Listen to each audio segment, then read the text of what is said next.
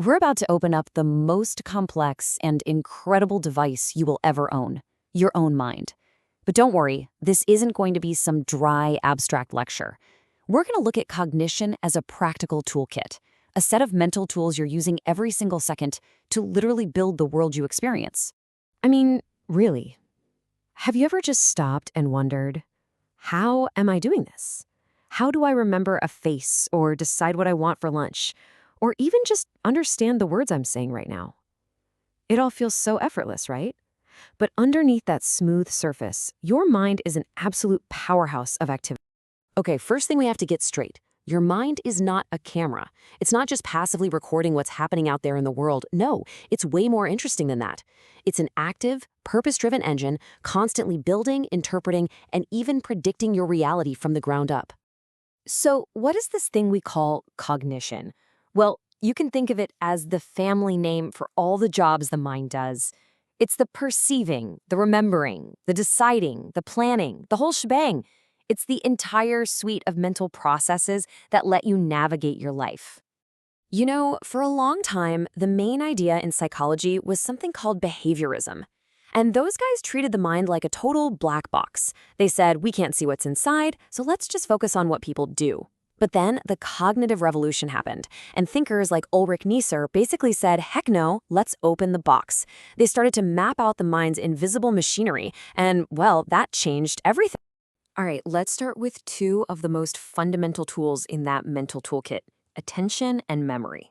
I like to think of them as the gatekeeper who decides what gets in, and the workshop where all the real mental construction gets done. Look, you are getting bombarded with information every single moment. Your attention is that crucial filter that hones in on what's important. And it has to be selective, because our brains just don't have unlimited processing power. This is why you get things like inattentional blindness. You know, when you're looking everywhere for your keys and they're sitting right there in plain sight? That's not a bug, it's a feature. It keeps your brain from crashing. In memory? Oh, it's so easy to picture it as some dusty old warehouse where we just file away facts. But the modern view is so much more dynamic. It's a living, breathing workshop, a place where information is constantly being pulled out, combined in new ways, and even rebuilt to help you solve whatever problem you're facing right now. This brings us to a really famous limit on that workshop's available space. Back in the day, a psychologist named George Miller discovered what he called the magical number: 7 plus or minus 2. That's it. That's roughly how many things our immediate memory can hold at once. It's a shockingly small number when you think about it, isn't it? So how in the world do we deal with more complicated stuff? Well, we basically cheat. We use this brilliant little mental hack called chunking.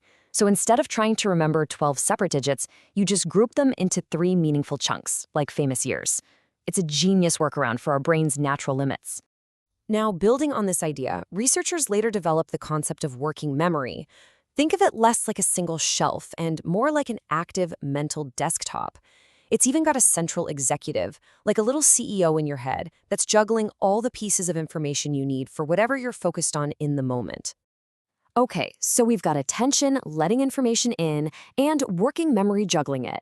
But how do we actually use it to think and make decisions?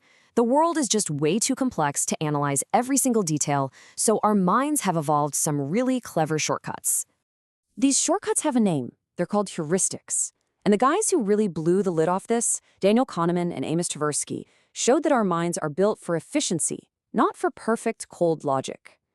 Heuristics are these mental rules of thumb that let us make super fast judgments by trading a tiny bit of accuracy for a whole lot of speed. This all leads to this really popular idea that we have two systems for thinking. You've got system 1, which is fast, automatic, that gut reaction thinking. And then you have system 2. That's your slow, deliberate, heavy-lifting brain power that you have to consciously turn on. The thing is, most of our day, we're just cruising on system 1, and that's why those shortcuts are so incredibly powerful. Now, these shortcuts are efficient, but they also lead to some pretty predictable biases. Here's a classic example from prospect theory. The pain of losing $100 feels way more intense than the pleasure of winning $100. It's not perfectly rational, but it's a deep, deep feature of how we're wired to think about risk. But here's where it gets even more interesting. Cognition isn't just happening in a neat little box inside your skull. Oh no, it is profoundly shaped by all these hidden influences, our feelings, our bodies, and even the culture we grow up in. For centuries, we had this idea of cold logic being separate from hot emotion. Well, the neuroscientist Antonio Damasio pretty much blew that out of the water. He showed that so-called gut feelings, these emotion-linked states in our body, are absolutely essential for good reasoning. They actually help point our choices in the right direction. And that link between mind and body, it goes even deeper. There's this idea called embodied cognition, which suggests that our thinking is literally grounded in our physical experiences. Get this, when you just think the word kick, the parts of your brain that control your legs' motor functions actually light up a little. Even our most abstract thoughts are tied to our bodies. And we can't forget the world outside of us. The psychologist Liv Vygotsky had this powerful idea that our minds are basically forged in the fire of our culture. Our most complex mental skills, like reasoning, are learned from our social world. The very language you speak gives you the building blocks you use to think. So as you can see, there isn't just one single way to understand cognition. Psychologists use all these different metaphors as a guide. Is the mind a computer? Is it an integrated body-mind system? Or is it more like a social apprentice? Each of these lenses gives us a really unique and valuable piece of the puzzle. So how do we pull all these fascinating pieces together? Well, the cutting-edge view in cognitive science today is actually weaving many of these threads into one powerful unifying idea. And this is a total game changer. The modern view is that the brain isn't just passively waiting for stuff to happen. It is constantly, actively making predictions about what's going to happen next. What you perceive isn't what's coming in through your eyes and ears. It's about how that sensory information corrects the predictions your brain already made. Your reality, in a way, is a controlled hallucination, constantly being updated by the real world. So, at the end of the day, our mind is this incredible bundle of contradictions. It's limited, but it finds these ingenious ways to get around its limits. It's biased, but those biases are what help it adapt and survive.